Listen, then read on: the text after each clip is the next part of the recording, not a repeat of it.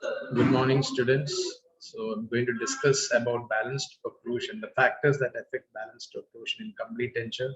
It's about your Hanau squint, so making it a very short session. So let's start.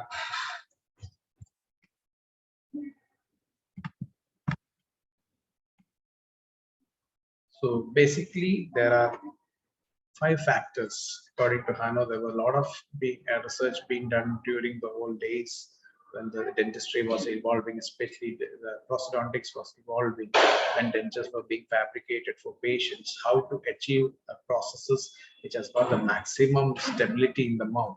So the earlier the processes were designed with occlusion in a static form, and when there were excursive movements, when the patient started chewing, the denture, since it's a single entity, not like just like the individual teeth harnessed in your bone, the denture didn't have the stability. So there were a lot of problems.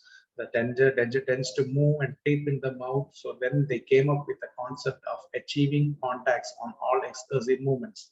So basically, your balanced occlusion is achieving simultaneous contacts of all teeth, that is your maxillary and mandibular, anterior and posterior teeth, in your centric and all eccentric positions, that is your protrusive excursive movement and lateral excursive movements. So to achieve this, so Hanau described that there are 5 factors which contribute, or which are the basic ones, or which hold the responsibility to create the balance, to achieve this balance so that you can have a stable denture in the patient's mouth. So to start with, you have a condylar guidance, your incisal guidance, plane of occlusion, cuspal inclination, and compensating curves. I'm not going in detail about any of this, but let's just brief about each one of them. Condylar guidance. So it is actually the only factor that is purely taken from the patient. So we have various methods of recording the condylar guidance by using various tracing methods, by doing Gothic arch tracing and recording the patient's protrusive and centric records and using them and to program and achieve those values in the articulator. Whereas the remaining 4 factors are basically clinician controlled or operator oriented factors. So to make this further more simple, there's a formula. So there's a formula given by Thielman. So according to him, of these 5 factors, to achieve this balance, the value has to be 1.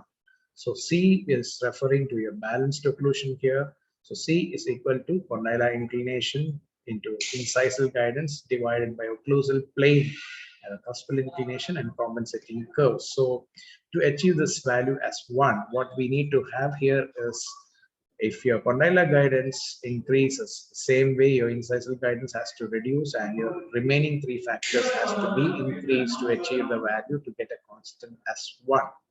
So this is very easy, so that once we learn this, we can easily understand Hanau's squint. So Hanau described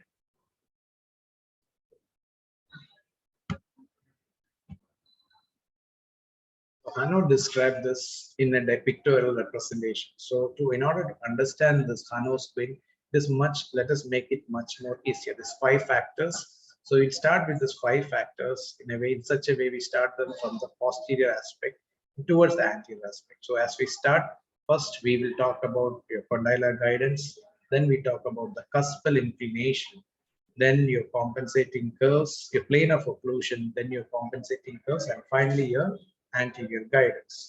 Okay, so since we maintain this 3, so the basic idea to achieve balance here is to make sure we keep your Thielman's formula, that is condylar guidance into incisal guidance divided by your compensating curves, your cuspal inclination, and your plane of occlusion. So in order to achieve the value as 1, if the numerator is increased, the denominator has to be increased.